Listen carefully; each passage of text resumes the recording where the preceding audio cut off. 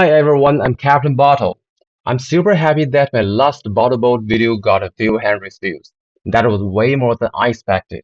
And thank you to the 7 people who subscribed. It feels good, like I'm not just yelling into the void anymore.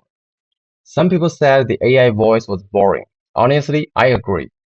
I only used it because I was worried you guys wouldn't be able to understand my English. But starting today, I'll be using my own voice. I think it's also a good chance to practice my English.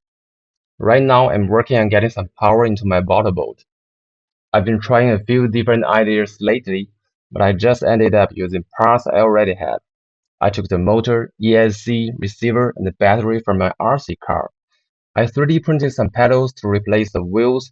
They're spinning now, but I can already tell there are some problems. Real pedal boats usually have just one wheel, not two. A boat works better with one pedal and a rudder. That saves energy and gives longer run time.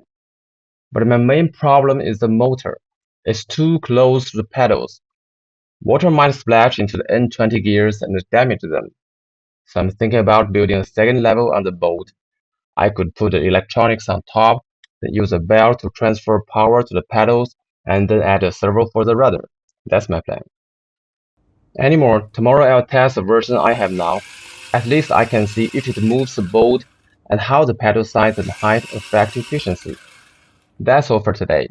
I'll upload another video after the water test tomorrow. I'll keep sharing every step of my bottle boat project. I'll see you in the next one.